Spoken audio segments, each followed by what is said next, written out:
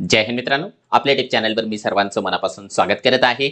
आजच्या या व्हिडिओच्या माध्यमातून कार्यरत शिक्षकांना टीईटी मधून सूट देणारं विधायक राज्यसभेमध्ये मंजूर करण्यात आलेलं आहे। अशा प्रकारचं एक गॅझेट सोशल मीडियावर धुमाकूळ घालत आहे, व्हायरल होत आहे।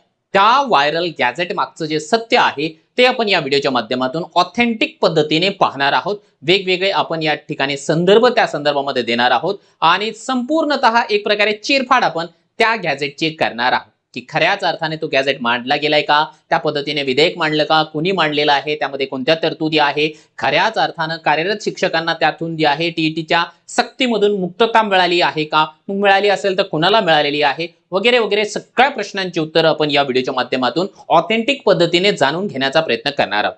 परंतु तत्पूर्वी आपण जर चॅनलवर नवीन असाल तर आमचं चॅनल सबस्क्राइब करा, साईडचे जे बेल आयकॉन आहे त्याला देखील प्रेस करा, जेणेकरून शिक्षक भरतीच्या संदर्भामधल्या कोणत्याही माहितीची अपडेट आपल्याकडून मिस होणार नाही। आणि मित्रांनो, आता सध्या टीईटीचा फॉर्म भरणं सुरू आहे। फॉर्म भरणं झालं असेल तर आपण टीईटीच्या परीक्षेची तयारीला लागा, कोणत्याही प्रकारच्या भूलथापांना बळी न पडता। त्यामुळे तुमच्यासाठी अवेलेबल आहे गुरुजी नावाची टीईटी बॅच 2.0। 1 एप्रिल पासून लेक्चरला सुरुवात झालेली आहे। यामध्ये तुम्हाला पेपर 1 असेल, पेपर 2 असेल, यासाठी आवश्यक असलेल्या सगळ्या विषयांचे डेली लाईव्ह लेक्चर मिस झालं तर रेकॉर्डेड फॉर्मॅटमध्ये अवेलेबल आहे। त्याच्यासोबतच पीडीएफ नोट्स, टेस्ट सिरीज, त्याच्यासोबतच पीवायक्यू ची व्हिडिओ सोल्युशन बॅच आणि सीटीईटीची कंप्लीट रेकॉर्डेड बॅच, असे कंप्लीट पॅकेज तुम्हाला मोफत यामध्ये आम्ही देतो। आपल्याला काय करायचं आहे, प्ले स्टोअरला जायचं आणि मास्टर टीचर हे जे ॲप आहे आज आता ताबडतोब डाउनलोड करून घ्यायचं आहे। चला वेळ वाया न घालवता आपण बघूया ते गॅझेट नेमकं काय आहे। पहिल्यांदा तुम्हाला थोडक्यामध्ये जे आहे सोशल मीडियावर व्हायरल होत असलेलं जे भारत सरकार का राजपत्र आहे, गॅझेट आहे, ते दाखवतो। हे बघा, या पद्धतीने तुम्हाला गॅझेट मिळालेलं असणार आहे आणि या गॅझेटच्या खाली याला रेफरन्स देऊन बऱ्याच जणांनी वेगवेगळ्या प्रकारचे मेसेजेस व्हायरल करायला सुरुवात केलेली आहे की जे कार्यरत शिक्षक आहेत त्यांना या टीईटीच्या सक्तीमधून सूट देण्यात आल्याची माहिती त्यामध्ये सांगण्यात येते आहे। बघा, खऱ्या अर्थानं हे जे पत्र आहे, पत्र म्हणूया किंवा हे जे गॅझेट आहे 13 तारखेचं आहे, 13 मार्चचं आहे, 13 मार्च 2026 आहे। यामध्ये राज्यसभेमध्ये मांडलेलं हे एक विधेयक आहे। या विधेयकामध्ये थोडक्यामध्ये जर का सांगायचं झालं तर हा 7 पानांचा विधेयक आहे, संपूर्णतः इंग्लिशमध्ये आहे आणि यामध्ये असं सांगण्यात आलेलं आहे की सुप्रीम कोर्टानं जे काही जजमेंट दिलेलं आहे की कार्यरत शिक्षकांना टीईटीची परीक्षा या ठिकाणी पास करावी लागेल, त्यातून त्यांना मुक्ती करण्यात यावी। म्हणजे पूर्वलक्षी प्रभावाने, म्हणजे 2010च्या पूर्वी जे शिक्षक जॉईन झालेले आहेत त्यांना या ठिकाणी जे आहे टीईटीच्या सक्तीमधून माफी देण्यात यावी, अशा प्रकारचं विधेयक हे मांडण्यात आलेलं आहे। आता हे 7 पानांचं आहे, इंग्लिशमध्ये आहे, याला फार लाईन बाय लाईन जर या ठिकाणी मी एक्सप्लेन करत बसलो तर 1 घंटाही पुरणार नाही। कमीत कमी वेळेमध्ये जे आहे शॉर्ट मध्ये मी तुम्हाला याची सत्यता या ठिकाणी सांगण्याचा प्रयत्न करतो। पहिल्यांदा आपण बघूया की हे नेमकं काय आहे। लक्षात घ्या, हे जे गॅझेट आहे ते नेमकं काय आहे, तर लक्षात घ्या, शिक्षण हक्क कायदा जो आरटीई आहे, आरटीई 2009 जे आहे त्याच्यामध्ये जे आहे अमेंडमेंट करण्यासाठी हे एक मसुदा आहे। लक्षात घ्या, हे एक मसुदा आहे। त्यामध्ये जर का आपण बघितलं, याला त्याने आरटीई अमेंडमेंट 2026 असं सांगितलेलं आहे। आता हा मसुदा कोणी मांडलाय तर लक्षात घ्या, एक खासदार आहेत केरळचे, ज्यांचं नाव आहे जॉन ब्रिटास। ठीक आहे, जॉन ब्रिटास यांनी 13 मार्च 2026 रोजी राज्यसभेमध्ये हा जो मसुदा आहे तो मांडलेला आहे। ते खासदार आहेत। आता याची पार्श्वभूमी काय आहे तर सर्वोच्च न्यायालयाने जो काही निकाल दिलेला आहे त्या निकालाच्या अगेन्स्ट मध्ये आपण काहीतरी कायदा करावा असं या खासदाराला वाटतंय। म्हणून त्यांनी काय केलं, एक प्रमुख सुधारणा त्यांनी या ठिकाणी प्रस्तावित केलेली आहे। हे बघा, डिटेलमध्ये तुम्हाला सांगतोय की नेमकं काय आहे। मी जेवढं या गॅझेटचा अभ्यास केला त्या अभ्यासाच्या बळावर बारीक सारीक सगळ्या गोष्टी तुम्हाला या ठिकाणी एक्सप्लेन करतोय। तुम्ही अगोदर पूर्ण व्हिडिओ बघा, एक एक पॉइंट समजून घ्या की मी काय सांगतोय आणि त्याच्यानंतर तुमच्या ज्या प्रतिक्रिया आहेत त्या 100% व्हिडिओच्या खाली कमेंट बॉक्समध्ये कमेंट करा। मी ज्या गोष्टी तुम्हाला एक्सप्लेन करतो ते व्यवस्थित आहेत, व्यवस्थित नाहीत, किंवा या माणसानं जे मांडलेलं आहे ते योग्य आहे, चुकीचं आहे, काय आहे, आपली मतं, आपली प्रतिक्रिया नक्की व्हिडिओच्या खाली प्रत्येकाने मांडा आणि जास्तीत जास्त शिक्षकांपर्यंत याला फॉरवर्ड करा। कारण जे काही व्हायरल होणारे मेसेजेस आहे, कुणी काहीही सांगतोय तसं होऊ नये। ऑथेंटिक माहिती या व्हिडिओमध्ये मी दिलेली आहे, समजून घ्या। काय सांगितलंय त्यांनी, प्रमुख सुधारणा काय आहे तर प्रॉस्पेक्टिव्ह ऍप्लिकेशन ओनली, म्हणजे आरटीई जेव्हापासून आला त्याच्यानंतरच टीईटी तुम्ही कंपल्सरी करा असं त्यांनी या ठिकाणी सांगितलेलं आहे। म्हणजे जुन्या शिक्षकांना संरक्षण आणि नवीन नियुक्त्या यांना जे आहे टीईटी अनिवार्य करा।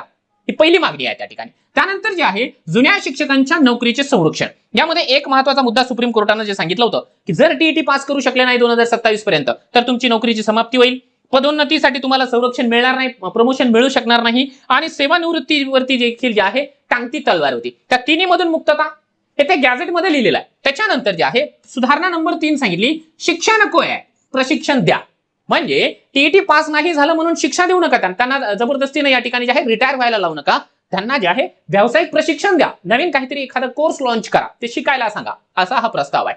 याचं कारण काय आहे, 1 सप्टेंबर 2025 चा जो काही शासन या ठिकाणी सुप्रीम कोर्टाचा जजमेंट आहे त्या जजमेंटच्या अगेन्स्ट हे विधेयक मांडलेलं आहे. आता आणखी काही महत्वाच्या गोष्टी बघा, याच्यामध्ये काय सांगितलेलं आहे, विधेयकाचा मुख्य उद्देश काय आहे. आरटीई कायदा लागू होण्यापूर्वी नियुक्त शिक्षकांसाठी जे आहे टीईटी लागू करू नये, टीईटी अनिवार्यतेमधून जे आहे कायदेशीर संरक्षण देण्यात यावं त्या शिक्षकांना जे की ऑलरेडी 2010च्या पूर्वी जॉईन आहेत, आणि सेवा आणि पदोन्नतीसाठी संरक्षण जे मी आताच तुम्हाला सांगितलेलं आहे. याच्यानंतर आणखी कहाणीमध्ये ट्विस्ट तर पुढे आहे बघा, लक्षात घ्या. आरटीई सुधारणा विधेयकाची जी पार्श्वभूमी आहे ते अंजुमन इशाते तालीम trust versus state of Maharashtra यांचा जो काही खटला होता सुप्रीम कोर्टामध्ये त्याचा निर्णय लागलेला आहे, आणि त्या निर्णयामुळे जुन्या शिक्षकांना टीईटी कंपल्सरी लागू झालेली आहे. त्यामुळे प्रस्तावित सुधारणा विधेयक जे आहे आता मांडण्यात आलेलं आहे. आता हे एका खासदारानं मांडलेलं आहे, त्याचं महत्व देखील काय आहे ते देखील आपण सांगूया. ते महत्व तुमच्या लक्षात जर का आलं की त्याचं महत्व काय आहे तर सगळं पिक्चरच क्लिअर होऊन जाणार आहे. हे बघा, आरटीई सुधारणा विधेयकामध्ये आपण थोडंसं या ठिकाणी स्लाइड शो करूया. यामध्ये काय सांगितलंय, शिक्षकांना संरक्षण, सर्वोच्च न्यायालयाचा संदर्भ एकमेकांच्या अपोजिट आहे. सर्वोच्च न्यायालयाचा जो रिझल्ट होता 1 सप्टेंबर 2025 ला आलेला, आणि आता विधेयकामध्ये काय सांगितलं, 2010-11 पूर्वी नियुक्त जुन्या शिक्षकांना टीईटी अनिवार्यतेतून कायदेशीर संरक्षण देण्यात यावं. ठीक आहे. त्यानंतर यांनी सांगितलं होतं, सुप्रीम कोर्टाचा निर्णय होता की निकालानुसार जुन्या शिक्षकांसाठी टीईटी अनिवार्य करण्यात आलेली आहे. तर आता या ठिकाणी जे आहे या विधेयकामध्ये सांगितलंय टीईटी उत्तीर्ण न झाल्यामुळे कोणतीही कारवाई करण्यात येऊ नये. आणि दुसरी महत्वाची गोष्ट जर का या ठिकाणी सांगायची तर सेवा अटी, पदोन्नती, निवृत्ती वेतन जे मी आता सांगितलं त्या गोष्टी त्यांना मिळायला पाहिजे, आणि सुप्रीम कोर्टाने सांगितलं की तसं करता येणार नाही. आता त्यामुळे काय होणार आहे बघा, खासगी सदस्य विधेयकाचा इतिहास सर्वात मोठी जी गोम आहे, सर्वात मोठा जर का मुद्दा असेल तर तो इथे असेल. ठीक आहे, विधेयक मांडलं गेलंय, ऑथेंटिक माहिती आहे, आपण जर का त्याचा इतिहास पाहिला तर किंवा त्याची जी ऑथेंटिसिटी शोधण्याचा प्रयत्न केला तर ठीक आहे, विधेयक त्या पद्धतीने मांडलं गेलेलं आहे. खासगी विधेयक आहे, आता त्याचा इतिहास जाणून घ्या, म्हणजे दूध का दूध पाणी का पाणी होऊन जाईल. बघा, खासगी सदस्य विधेयकाचा जो इतिहास आहे तो समजून घ्या. बघा काय आहे, भारतीय संसदेमध्ये खासगी सदस्य विधेयक प्रायव्हेट मेंबर्स बिल मांडण्याची जुनी परंपरा आहे, परंतु त्याचा इतिहास पाहता हे लक्षात येते की अशा विधेयकांचे कायद्यात रूपांतरण होण्याचे प्रमाण अत्यंत कमी आहे. याबाबत थोडक्यामध्ये इतिहास आणि महत्वाची माहिती बघा. आता खासगी सदस्य विधेयक नेमकं काय आहे, कशाला म्हणायचं, विधेयकाचे प्रकार आहेत, त्यापैकी हा जो काही गॅझेट आहे त्या गॅझेटमध्ये जे काही या ठिकाणी आपण म्हणूया प्रायव्हेट मेंबर्स बिल आहे ते नेमकं कोण मांडू शकतो, तर लक्षात घ्या, संसदेचा असा कोणताही सदस्य जो मंत्री नाही त्याने मांडलेल्या विधेयकाला खासगी सदस्य विधेयक म्हणतात. हे सत्ताधारी पक्षाचे खासदार किंवा विरोधी पक्षाचे खासदार, सत्ताधारी असेल किंवा विरोधी असेल दोन्ही मांडू शकते. म्हणजे काय, कोणताही खासदार जो मंत्री नाही तो एखादा बिल या ठिकाणी राज्यसभेमध्ये किंवा लोकसभेमध्ये मांडू शकतो. मांडण्याला या ठिकाणी परवानगी आहे, बंदी नाहीये, लक्षात घ्या. आता त्याचा इतिहास सर्वात महत्वाचा आहे. आतापर्यंत मग कोणी कोणी मांडला, किती वेळा मांडला, मग त्याचं कायद्यात रूपांतरण किती झालं, तर लक्षात घ्या. हे बघा, आतापर्यंतची संख्या 1952 पासून आतापर्यंत भारतीय संसदेमध्ये हजारो खासगी विधेयके गेलेली आहे, परंतु त्यापैकी केवळ 14 विधेयकांचे कायद्यात रूपांतरण झाले. 1952 ला ज्यावेळेस जे आहे आपलं संसद या ठिकाणी अस्तित्वामध्ये आलेला आहे, राज्यघटना अस्तित्वामध्ये आलेली आहे, तेव्हापासून हजारो विधेयके मांडली गेली, हजारो खासदारांनी विधेयके मांडली. त्याच्यापैकी फक्त आणि फक्त या ठिकाणी 14 विधेयके अशी होती की ज्याचं कायद्यात रूपांतरण झालं. आता यावरून लक्षात घ्या की हे जे कायदा आहे किंवा हा जो काही गॅझेट आहे त्याचं कायद्यात रूपांतरण होण्याचं प्रमाण किती असू शकेल. हा दुसरी महत्वाची गोष्ट बघा, आता 1970 ला जे आहे ना शेवटचा प्रायव्हेट जो बिल आहे ना त्याचं कायद्यात रूपांतरण झालं तो 1970 साली.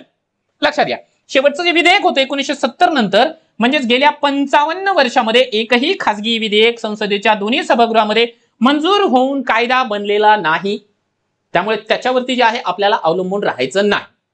दुसरी गोष्ट, 1970 मध्ये जो आहे ना शेवटचा कायदा जो होता तो होता फौजदारी अपिलीय अधिकार क्षेत्राचा विस्तार. ठीक आहे, ते 70 ला या ठिकाणी त्याचं कायद्यात रूपांतरण झालं होतं. आणखी एक महत्वाची गोष्ट, आता पुढे प्रक्रिया काय असेल ठीक आहे, आता तुम्ही म्हणाल की नाही सर आता कायदा तर मांडलाय ना, मग मांडल्यानंतर आता काही ना काहीतरी त्याचं होणारच आहे ना. होईल होईल, परंतु इथून पुढची प्रक्रिया काय असू शकते तर बघा लक्षात घ्या. इथून पुढे काय आहे, खासगी सदस्यांची विधेयके कायद्यात रूपांतरित होण्याचे प्रमाण खूप कमी असते. आता हे विधेयक जे आहे चर्चेसाठी कधी येईल, पटलावर कधी येईल, तर पटलावरती त्यावेळेस येईल जेव्हा लॉटरी पद्धतीने त्याचा नंबर लागेल किंवा संसदेच्या कामकाजाच्या दरम्यान जर का शिल्लक वेळ राहिला तर मग हे विधेयक पटलावरती येईल, याच्यावरती डिस्कशन होईल.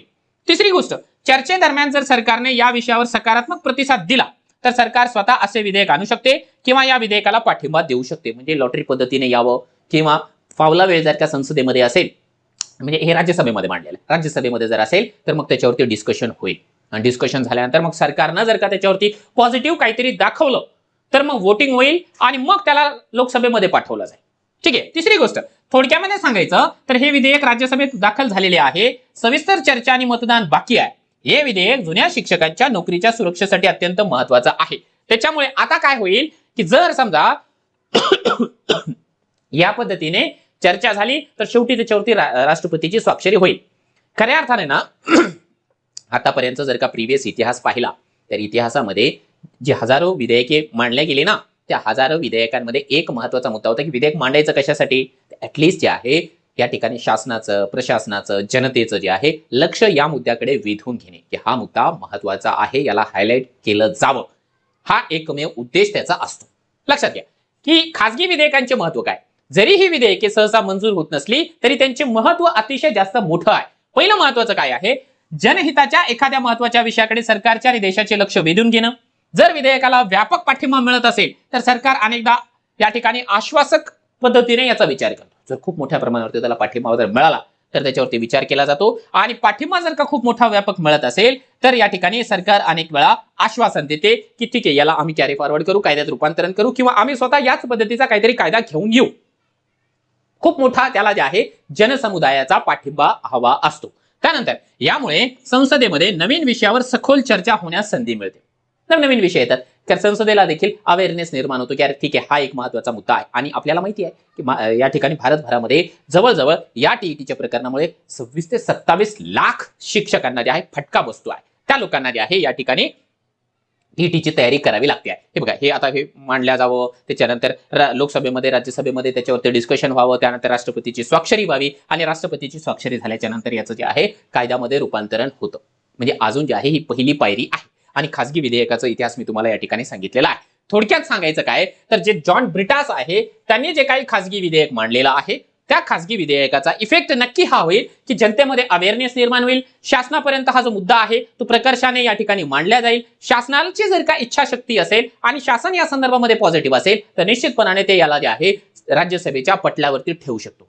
आणि राज्यसभेच्या पटलावरती जर का त्याच्यावर डिस्कशन झालं तर मला असं वाटतं की बरेचसे खासदार जे आहे त्याला पॉझिटिव्हली घेऊ शकतात. परंतु आज आता जर का आपण व्हायरल मेसेजेसकडे लक्ष देऊन असं म्हणत असू की यार ठीक आहे, टीईटी रद्द झालेली आहे, तर मग आपण जे आहे या ठिकाणी कुठेतरी गाफील होतो आहोत की काय, असं आपल्याला या ठिकाणी संशय निर्माण येतोय. त्याच्यामुळे हा फक्त मसुदा आहे. मी तुम्हाला पूर्ण इतिहास सांगितलेला आहे. मला असं वाटतं की जेवढी महत्वाची माहिती सध्या जी आहे अवेलेबल आहे, मी माझ्या परीने जेवढं रिसर्च केलंय त्या रिसर्चच्या बेसिसवर एवढी माहिती आपल्यापर्यंत मिळालेली आहे. कदाचित एखादा पॉईंट माझ्याकडून सुटलेला असेल, परंतु बेसिक जर का गाभा घटक त्याचे सांगायचे झाले तर ते हेच आहे की हा एक खासगी विधेयक आहे, एका खासदारानं मांडलेला आहे, याच्यावरती चर्चा होणार राज्यसभेमध्ये, लोकसभेमध्ये, त्याच्यानंतर राष्ट्रपतीची स्वाक्षरी, त्यानंतर कायद्यात रूपांतरण. खूप मोठी प्रक्रिया आहे.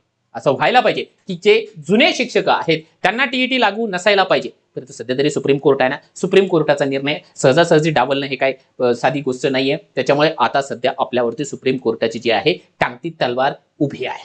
त्याच्यामुळे आपल्याला टीईटीची तयारी करायची आहे. बाकी जग काय म्हणायचं ते म्हणू द्या, आपण सध्या जे आहे गाफील व्हायचं नाहीये. सोशल मीडियावरती चर्चा जी आहे चित्रविचित्र पद्धतीने चालू असतात, त्यांना चालू द्या. आपण आपलं जे फोकस आहे टीईटी पास करण्यावर ठेवायचं आहे. हे बघा, बघता बघता जर आपण बघितलं तर देशभरामधले 25% शिक्षक टीईटी सीटीटी उत्तीर्ण होऊन देखील बसलेले आहेत. राहते आहे 75% शिक्षक जे की इकडे तिकडे गाफीलच आहेत. ज्यांनी प्रामाणिकपणाने अभ्यास केला ते पास झाले.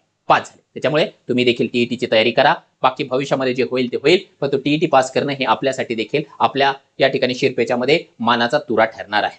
त्यामुळे तुम्हाला त्या टीईटीला मार्गदर्शन म्हणून आम्ही गुरुजी नावाची टीईटी बॅच 2.0 1 एप्रिल पासून आपल्या सेवेमध्ये घेऊन आलेलो आहे. त्या बॅचमध्ये तुम्हाला त्या सगळ्या गोष्टी अवेलेबल करून दिलेल्या आहे ज्या की टीईटी पास करण्यासाठी आवश्यक आहे. तुम्हाला काहीच वेगळं करण्याची गरज नाहीये. फक्त मास्टर टीचर हे जे ऍप आहे डाउनलोड करा, टीईटीची बॅच जॉईन करा आणि डेली लेक्चर्स अटेंड करा. संपलं. तुमची टीईटी 100% पास करूनच या ठिकाणी तुम्ही दाखवणार म्हणजे दाखवणार आहे. आणखी जर का तुम्हाला काही प्रश्न असतील या कायद्याच्या स्वरूपामध्ये, या विधेयकाच्या स्वरूपामध्ये, या गॅझेटच्या स्वरूपामध्ये जर का तुमच्या मनामध्ये काही शंका निर्माण झालेल्या असेल तर व्हिडिओच्या खाली कमेंट बॉक्समध्ये कमेंट करा आणि तुमच्या ज्या प्रतिक्रिया देखील आहे त्या प्रतिक्रिया देखील या व्हिडिओच्या खाली कमेंट बॉक्समध्ये मांडा.